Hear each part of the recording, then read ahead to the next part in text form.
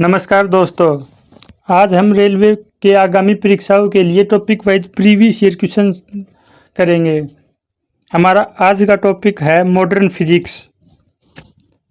हमारा पहला प्रश्न है, सुपरकंडक्टर की चालकता कितनी होती है? सही उत्तर है असीमित, इनफाइनाइट। अगला प्रश्न है, हाल ही में खोजे गए उच्च तापीय अतिचालक क्या है? सही उत्तर है सेरेमिक ऑक्साइड। अगला प्रश्न है, एकीकृत परिपथ में प्रयुक्त अर्धचालक चिप निम्न में से किसकी बनी होती है?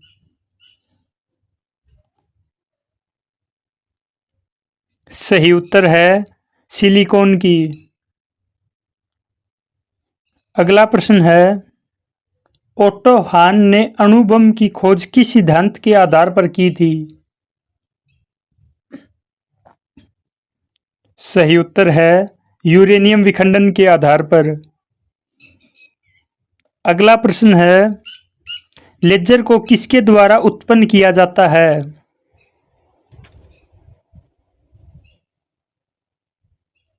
सही उत्तर है अद्वितीय विकिरण के द्वारा।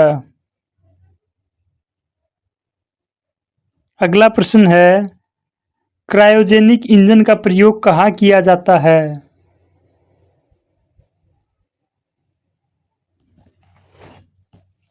सही उत्तर है रॉकेट में। अगला प्रश्न है, रडार सिस्टम में कौन सी तरंगें प्रयोग की जाती हैं?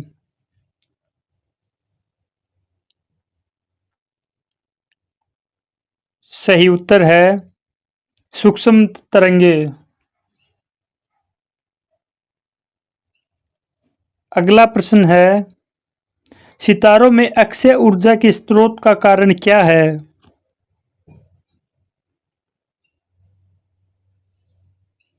सही उत्तर है हाइड्रोजन का हीलियम में परिवर्तन। अगला प्रश्न है, एक्सरे की भेदन क्षमता किसके द्वारा बढ़ाई जा सकती है? सही उत्तर है कैथोड और एनोड के बीच विभवांतर बढ़ाकर। अगला प्रश्न है, पहले तापीयनिक वाल्व का आविष्कार किसने किया था?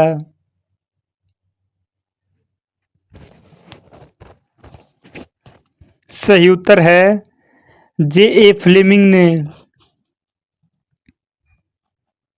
अगला प्रश्न है, किसी लेजर में सभी परमाणु प्रकाश तरंगें किस प्रकार की उत्सर्जित करते हैं?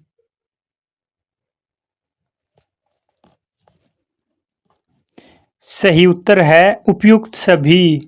एक ही आवृत्ति की, एक ही आयाम की और एक ही फेज की लेजर उत्पन्न होती हैं।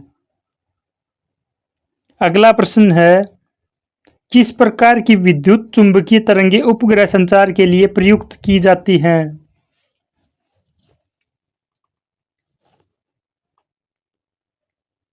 सही उत्तर है रेडियो तरंगें। अगला प्रश्न है, निम्नलिखित में से कौन विद्युत चुंबकीय तरंग नहीं है? सही उत्तर है पराश्रव्य तरंगें। अगला प्रश्न है, प्रकाश वोल्टीय सेल कौन से सेल होते हैं?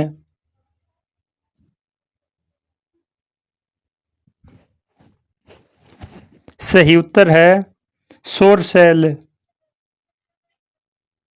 अगला प्रश्न है, आइंस्टीन को किसके लिए नोबेल पुरस्कार से सम्मानित किया गया था?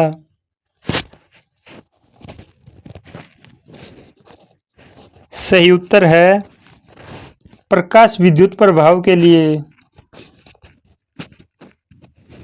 अगला प्रश्न है, निम्नलिखित में से किस प्रकार के विकिरण का तरंग दैर्ध्य न्यूनतम होता है?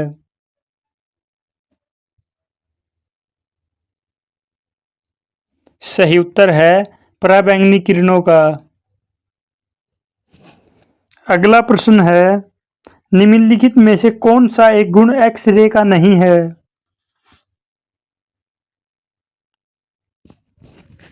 सही उत्तर है यह विद्युत क्षेत्र में प्रक्षेपित हो जाती हैं। यह गुण नहीं है। अगला प्रश्न है, निम्न में से कौन सा विद्युत चुंबकीय तरंग का उदाहरण नहीं है?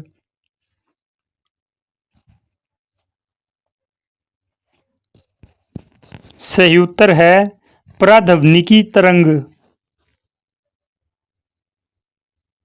अगला प्रश्न है, प्रकाश उत्सर्जक डायोड के कार्य करने का सिद्धांत क्या है?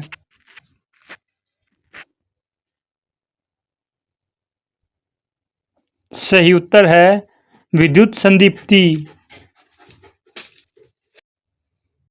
अगला प्रश्न है, डायोड क्या कार्य करता है?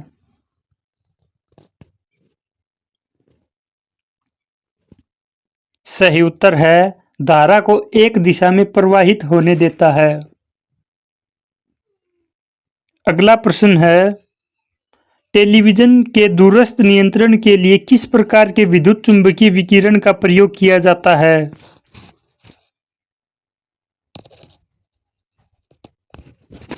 सही उत्तर है अवरक्त तरंग का। अगला प्रश्न है, दूरदर्शन के संकेत एक निश्चित दूरी के बाद नहीं मिल सकते, क्यों?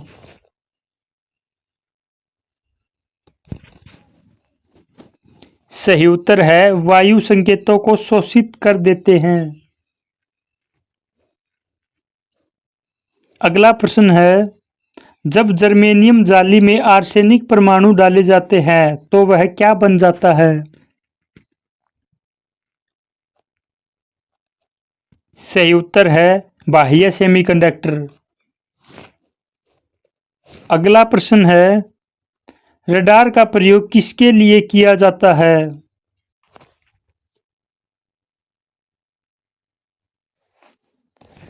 सही उत्तर है दूरस्थ वस्तुओं की पहचान करने के लिए। अगला प्रश्न है, त्रिविमीय चित्र यानी 3D चित्र किसके द्वारा लिया जाता है?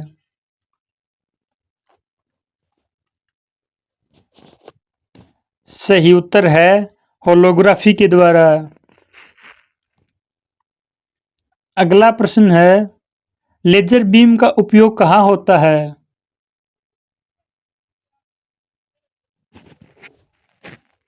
सही उत्तर है कैंसर चिकित्सा में। अगला प्रश्न है, प्रकाश विद्युत प्रभाव क्या है? सही उत्तर है तात्कालिक प्रक्रिया।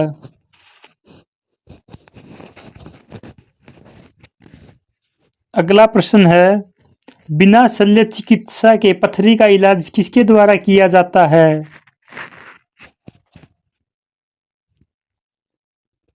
सही उत्तर है लेजर द्वारा।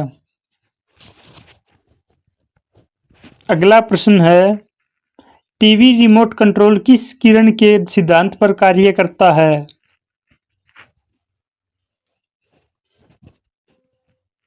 सही उत्तर है इंफ्रारेड तरंग के सिद्धांत पर। अगला प्रश्न है, तारे अपनी ऊर्जा किस प्रकार प्राप्त करते हैं?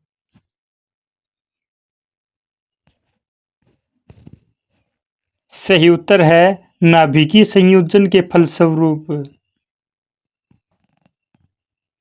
अगला प्रश्न है, सेमीकंडक्टर में उसके प्रयोग के आधार पर उपयुक्त अशुद्धियां किस लिए मिलाई जाती हैं?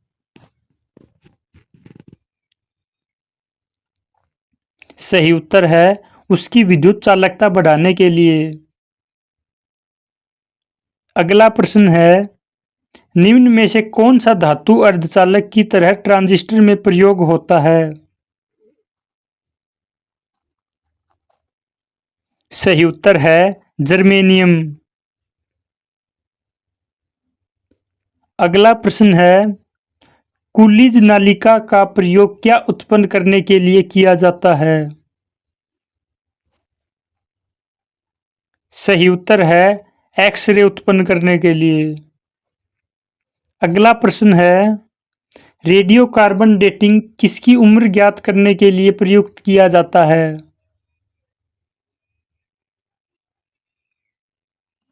सही उत्तर है जीवाश्मों की उम्र ज्ञात करने के लिए। अगला प्रश्न है, रेडियो सक्रिय पदार्थ कौन सी किरणें उत्सर्जित करते हैं? सही उत्तर है उपयुक्त सभी, अल्फा, बीटा और गामा तीनों किरण उत्सर्जित करते हैं।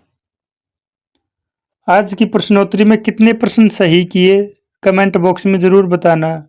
धन्यवाद।